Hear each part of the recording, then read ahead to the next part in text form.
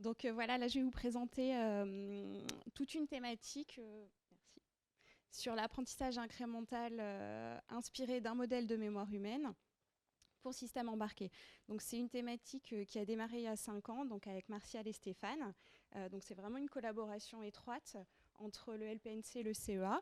Et donc au CEA, on a pas mal de personnes qui travaillent aussi sur cette thématique dans mon labo. On a plusieurs doctorants, donc Miguel qui a soutenu sa thèse en décembre. On a Marion et Yanis là en ce moment qui travaillent sur cette thématique. Des permanents, Anka, Olivier, Romain. Et puis, côté LPNC, donc c'est avec Stéphane et Martial. Alors, ça passe comme ça. Voilà, donc je vous présente juste un slide sur le CEA pour mettre un petit peu le contexte de cet endroit. Donc le CEA, c'est composé de plusieurs directions. Donc moi, je travaille au niveau de la DRT, c'est la direction de la recherche technologique. Donc c'est plutôt de la recherche appliquée avec dans les objectifs vraiment un transfert vers l'industrie. Au niveau de la DRT, du coup, il y a plusieurs instituts. Vous avez peut-être entendu parler du LETI, qui est le gros institut qui est sur Grenoble, mais il y a aussi le LIST, qui est le laboratoire d'intégration des systèmes et technologies. Et donc, à Grenoble, on est 3 labos du LIST. La plupart des personnes du LIST, du coup, sont sur le plateau de Saclay, à côté de Paris. Et donc, c'est un institut qui va travailler sur les technologies numériques. Il y a plusieurs domaines, donc il peut y avoir des systèmes embarqués, de la robotique, de la cybersécurité, et c'est là-dedans qu'on trouve la grosse activité sur l'intelligence artificielle. Après, c'est très hiérarchique chez nous. Donc, au niveau des instituts, après, on a plusieurs départements. Donc, moi, je suis dans le département des SIN, c'est système circuit intégré numérique. Et on a de la chance, on n'a pas l'échelle service, parce qu'il y a des départements qui ont aussi l'échelle service. Là, on passe directement à l'échelle laboratoire. Et donc, le LIM, le laboratoire dans lequel je travaille, c'est le laboratoire d'intelligence intégrée multicapteur. Donc, c'est un petit laboratoire, on est 13 permanents, il y a quelques CDD, postdoc, doctorants. Et on a 3 activités de recherche principales. Donc, on a une activité sur la perception embarquée, une activité sur les imageurs intelligents. Là, c'est plutôt des gens qui font de la conception de circuits. Et l'activité qui prend aujourd'hui vraiment beaucoup d'ampleur, c'est l'activité IA embarquée pour le monde réel. Donc l'activité, je vais vous présenter, ce que je vais vous présenter, ça fait partie de cette activité-là, mais il n'y a pas que ça, il n'y a pas que de l'apprentissage incrémental là-dedans. Et on essaye de faire le lien aussi avec les autres équipes. Donc le contenu de la présentation, bon, je vais faire un rapide contexte, donc Martial en a parlé, ça va être très rapide. Je vais définir un petit peu ce que c'est que l'oubli catastrophique, pourquoi est-ce qu'on a besoin d'apprentissage incrémental, et je vais parler aussi des scénarios d'arrivée des données. Je vais vous présenter l'algorithme DreamNet. Donc, c'est un algorithme qu'on a repris, qui a été développé par Bernard et Stéphane fin des années 90. On l'a renommé. Je ne crois pas qu'il avait de nom à l'époque. On l'a appelé DreamNet. Du coup, il y a 2 versions. Donc, je présenterai un petit peu comment ça fonctionne. Et il y aura un petit volet aussi sur l'apprentissage incrémental embarqué. Donc, proche capteur sur des cartes peut-être déjà existantes, type Jetson Nano, des choses comme ça, Arduino. Et donc, comme je disais, on a aussi des concepteurs de circuits au labo. Donc, l'idée, à terme, on n'a pas encore les travaux démarrent, mais ça n'a pas encore abouti, c'est d'aller même jusqu'à de la conception de circuits spécifiques pour certaines applications, donc d'ASIC. Et puis voilà, conclusion et perspective pour finir. Donc, le contexte, aujourd'hui, big data, puissance de calcul, on a des réseaux de neurones artificiels qui deviennent très, très performants. Dans certains cas, même plus performants que les êtres humains, ça peut arriver. Donc là, on peut voir donc, un réseau, par exemple, qui va détecter et reconnaître une voiture et un piéton. Et la question qu'on va poser ici, c'est de savoir comment ça se passe quand une nouvelle information doit être apprise. Donc, par exemple, ici, le camion de pompiers. Donc, ce qu'on peut se dire de manière très simple, c'est en fait, notre réseau de neurones, on va lui faire apprendre conjointement les anciennes informations, donc les voitures et les piétons, plus les camions de pompiers. Donc ça fonctionne très bien, hein, c'est vraiment la manière de faire si on a le temps, la possibilité de faire ces calculs et surtout la capacité de stockage, parce que c'est des bases de données qui sont énormes.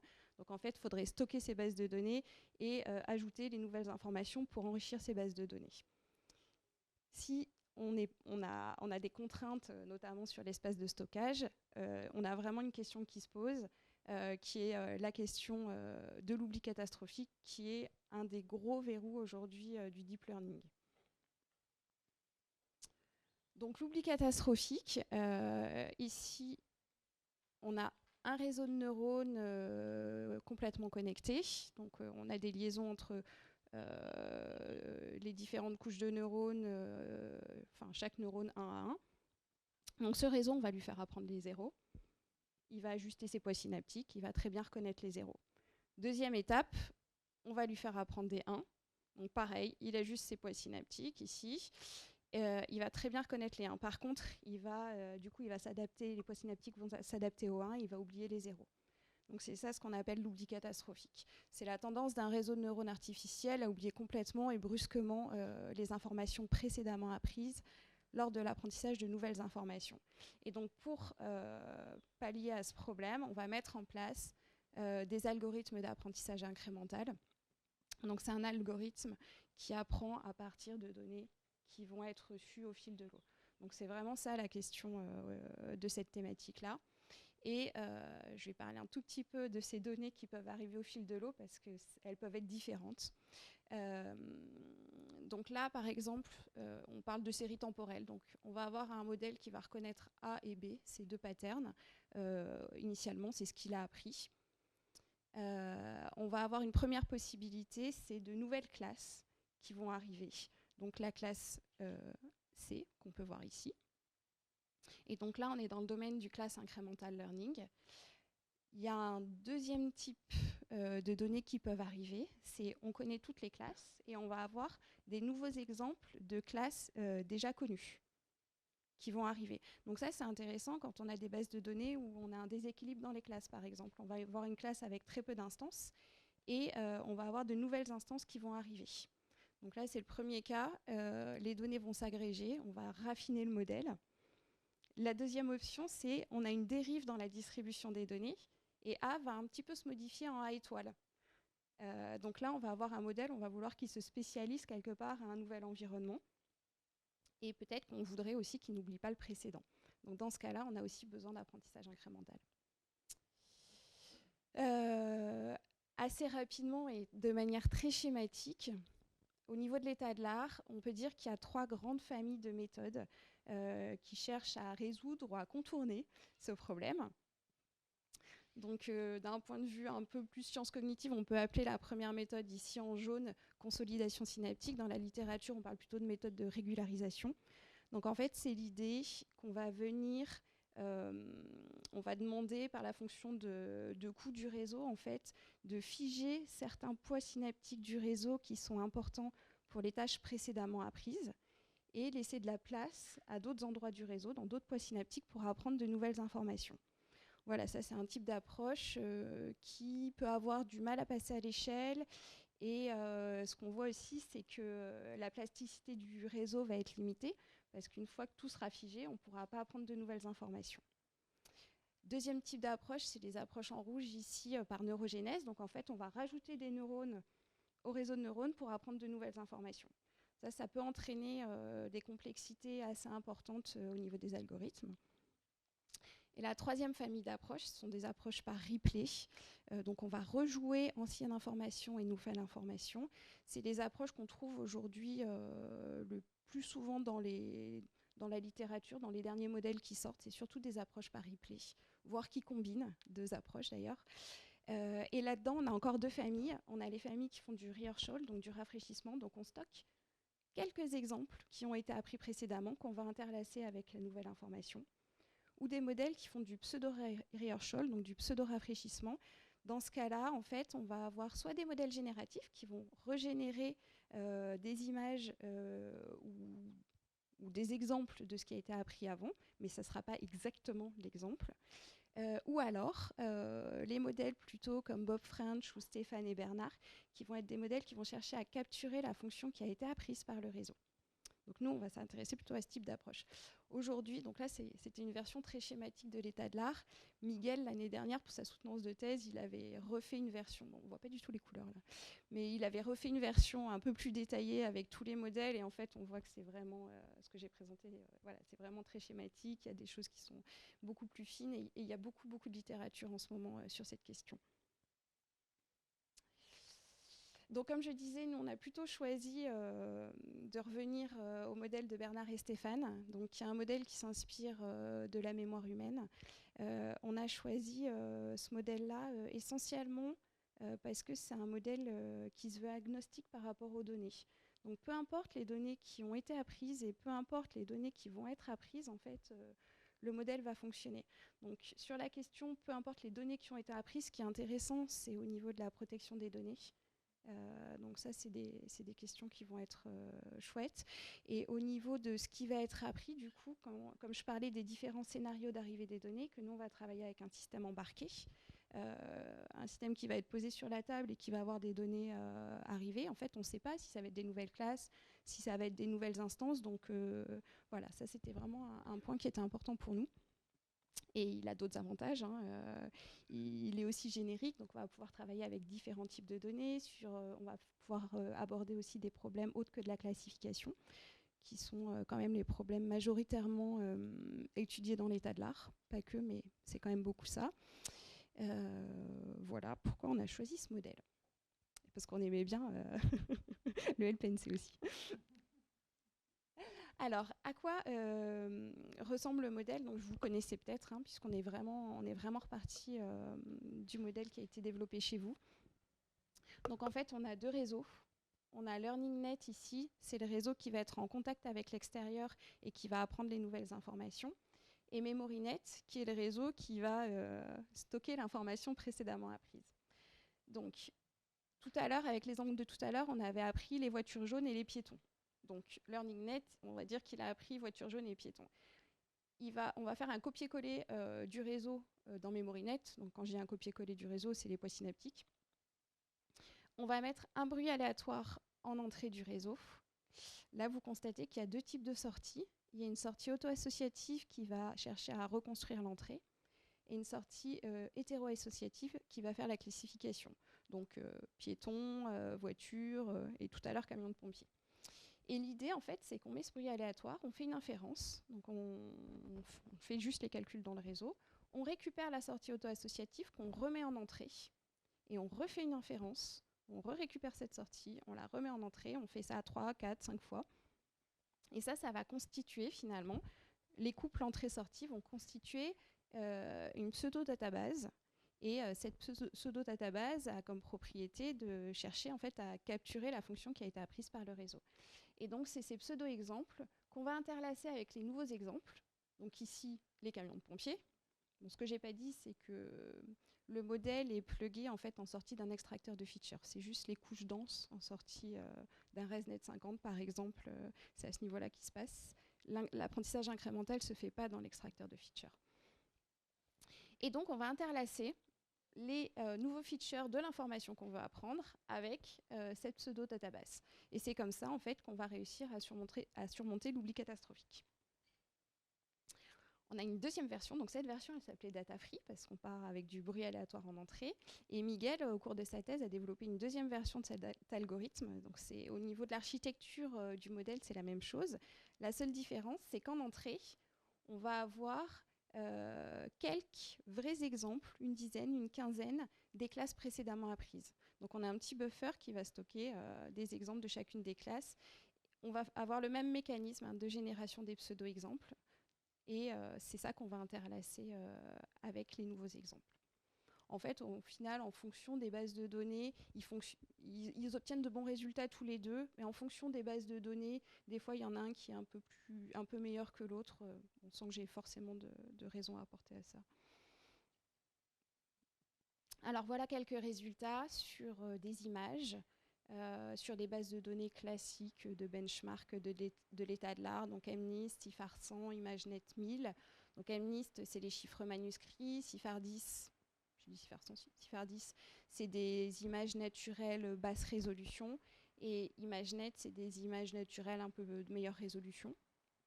Donc ce qu'on peut voir ici, c'est l'accuracy en fonction du nombre de tâches qui vont être apprises de manière incrémentale. Donc la courbe en bleu clair, c'est quand on apprend juste, par exemple pour une liste, le 0, puis le 1, puis le 2, puis le 3. Donc là, on voit bien que l'accuracy, elle diminue très fortement. C'est le phénomène d'oubli catastrophique. En bleu foncé, là-haut, c'est quand on les apprend tout ensemble. Donc quand on les apprend tout ensemble, quelque part, c'est la limite haute de ce qu'on peut espérer avoir avec un modèle d'apprentissage incrémental. En orange, c'est DreamNet version data free, et en rouge, c'est DreamNet version Combine Replay. Donc ce qu'on peut constater sur les différentes bases de données, finalement, c'est qu'effectivement, nos deux modèles ils surmontent l'oubli catastrophique de manière à peu près équivalente. Le gros intérêt de data free, c'est cet aspect, on n'a pas besoin de sauvegarder des données précédemment apprises, donc du coup, il y a vraiment cet aspect protection des données qui est important. Alors, je crois que j'ai quelques résultats sur Combine Replay un peu plus précis, où on voit, donc c'est pour CIFAR 100 cette fois, donc c'est les images naturelles de faible résolution, c'est l'accuracy en fonction de la taille du buffer. Donc, comme il y a 100 classes, ici, on garde juste une image par ancienne classe apprise. Ici, on en garde 5, 10, 15, 20.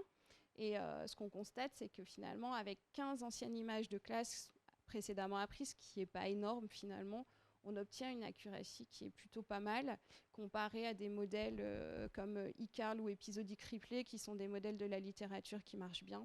Voilà, on était assez content de ces résultats. Et on a d'autres résultats sur une autre base de données qui est sur FAIR 2013, qui est de la reconnaissance d'émotions faciales. Donc là, on a 7 émotions qui sont apprises de manière incrémentale. Et puis, ce qu'on peut voir, c'est que le offline ici, donc c'est quand on apprend toutes les émotions ensemble, est assez bas. Donc c'est une tâche qui est plus difficile. Et du coup, l'incrémental, le modèle DreamNet fonctionne pas trop mal, mais il y a quand même un delta qui est un peu plus important. Et quand déjà en offline, les bases de données sont difficiles à apprendre, on se rend compte que l'incrémental est d'autant plus difficile à mettre en œuvre finalement. Mais ce n'est pas forcément un problème de modèle, c'est la base de données qui est plus complexe. Donc ça, c'était tous les résultats sur le class incremental learning. On commence à avoir quelques résultats sur les scénarios type domaine incremental learning, qui est, juste pour rappel, c'était quand on avait les classes qui étaient déjà toutes connues et qu'on avait des nouvelles instances de ces classes qui arrivent. Donc là, on est dans un cas un petit peu particulier, puisqu'on a travaillé sur MNIST, CIFAR 10, ImageNet 100, et c'est des cas où on n'a pas de dérive dans la distribution des données. Donc on a varié un petit peu les scénarios, je ne vais pas forcément rentrer dans le détail de ces scénarios, mais ce qu'on peut voir, c'est qu'il y a peu d'oubli catastrophique finalement dans ces scénarios-là, ce qui est logique, puisque finalement, on va faire un petit peu du replay naturel, puisqu'il y a des éléments de chacune des classes qui vont arriver devant notre capteur, et du coup, il y a ce replay qui va se faire tout seul. Néanmoins, il y a quand même un scénario où c'est un petit peu moins bon de manière naturelle et où on voit quand même que les modèles, ils apportent quand même quelque chose. Donc tout ça pour dire que quand on va mettre notre modèle proche capteur, il va falloir qu'il fonctionne quelles que soient ces données qui arrivent et qui ne dégrade pas même quand il n'y en a pas besoin. Donc là, ça fonctionne pas mal. Et ce qu'on est en train de faire, c'est le scénario où on a une dérive dans la distribution des données. Là, je n'ai pas encore les résultats, ils sont vraiment en train d'être simulés en ce moment. Mais là, on pense qu'il va y avoir de l'oubli catastrophique et on espère que le modèle fonctionne bien dans ce scénario-là, qui nous aura permis de balayer un petit peu tous les scénarios possibles. Voilà, maintenant je vais passer un petit peu sur l'apprentissage incrémental embarqué. Donc, ce qu'on cherche à faire au labo, en fait, on a toute une palette d'embarqués, on va dire. On part de grosses cibles matérielles, type une Jetson Nano sur laquelle il peut y avoir un GPU, jusqu'à potentiellement le développement d'ASIC spécifiques pour des applications données. Mais pour l'instant, on en est quand même sur la partie large edge. Alors, est-ce que j'ai un peu de temps pour montrer une petite démo? J'ai une petite vidéo de 5 minutes. C'est toi, Martial? C'est bon? Non, mais je ne veux pas faire trop décaler. Donc là, c'est rigolo, c'est des travaux qu'on a fait. Donc ça, c'est Olivier Anthony qui a porté l'algorithme que développe Marion, qui est en test chez nous avec avec en direction de thèse Martial. Donc c'est l'algorithme qui travaille sur la reconnaissance d'émotions. Donc c'est DreamNet appliqué à la reconnaissance d'émotions pour aller vers de la personnalisation. Et donc Olivier a porté cet algorithme sur une carte Jetson Nano, sur lequel on peut quand même embarquer des frameworks tels TensorFlow. Enfin voilà, c'est une grosse carte. Mais c'était quand même chouette d'avoir... alors, j'ai dit, ah bon, c'est parfait. Alors, est-ce que je peux lancer la vidéo?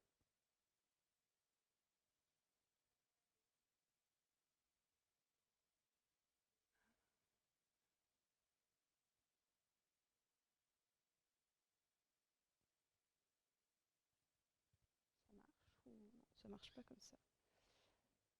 On va faire comme ça ira.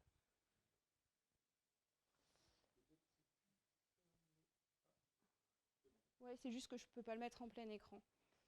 Donc voilà, ça c'est le pipeline pour la détection d'émotions. Donc comme je disais, en fait on va mettre le modèle à la sortie d'un extracteur de feature.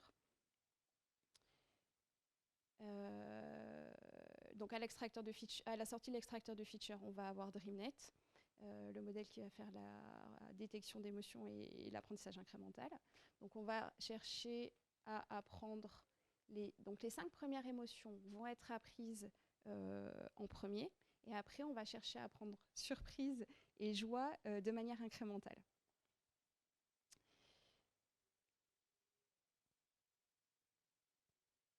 Donc grâce à l'algorithme DreamNet. Alors voilà à quoi ça ressemble une carte Jetson Nano. Donc on a un petit GPU dessus, et puis on a 4 Go de RAM, donc il y a quand même un petit peu d'espace mémoire. Alors la première étape du coup, c'est quand il a appris les 5 premières émotions, on va vouloir bien s'assurer qu'il les a bien apprises. La deuxième étape, c'est on va créer la base de données avec les nouvelles émotions, et puis après on va tester qu'il reconnaît bien les nouvelles émotions sans avoir oublié les anciennes. Donc voilà les 5 premières qui sont bien reconnues. Bon, ça aurait été bien de l'amener en vrai, parce que c'est chouette de se mettre derrière la caméra et de tester que ça marche et que ça généralise bien sur les différents visages. Et donc ça, c'est les nouvelles émotions. Et on voit qu'il ne les reconnaît pas.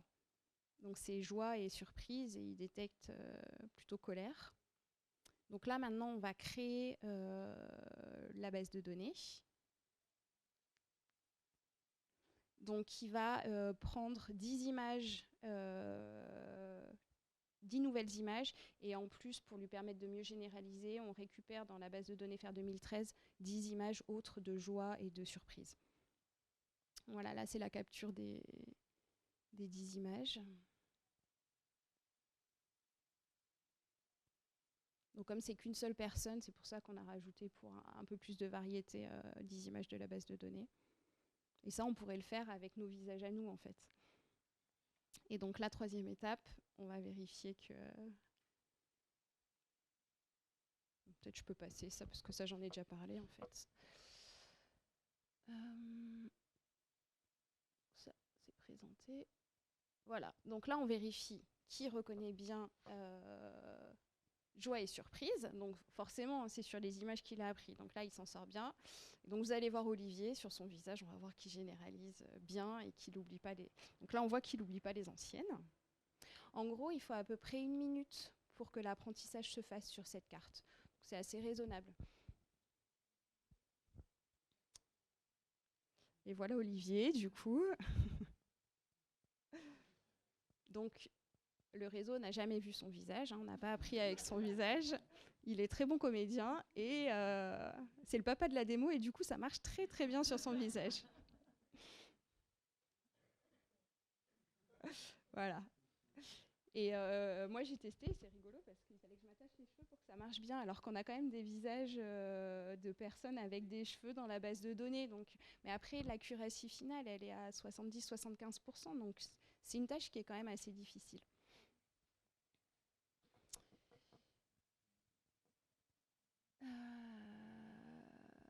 Voilà, donc du coup, bon, sur une Jetson Nano, qui est une carte assez importante, donc ça fonctionne pas trop mal. Après, on a été regarder sur une carte Arduino, qui est une carte beaucoup plus petite. où il n'y a pas de GPU, il y a beaucoup moins de mémoire. Donc là, on a été regardé avec une application beaucoup plus simple qui est MNIST, qui est la reconnaissance de chiffres manuscrits. Et du coup, il a fallu réduire le modèle. Donc en fait, on a fait une étude de l'accuracy en fonction du nombre de neurones de la couche cachée. Donc là, il y a juste 3 couches, hein. Entrée, couche cachée, sortie. Et ce qu'on se rend compte, c'est qu'il faut quand même une dizaine de neurones dans la couche cachée pour que l'accuracy soit suffisamment haute, on va dire.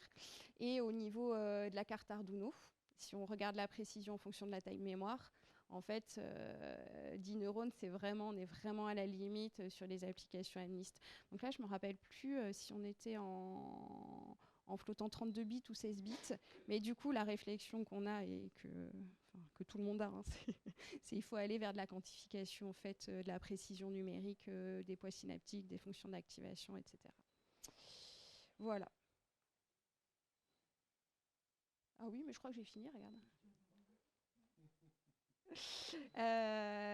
Bon, en conclusion, donc DreamNet, c'est un algorithme d'apprentissage incrémental qui va nous servir aussi pour l'embarquer.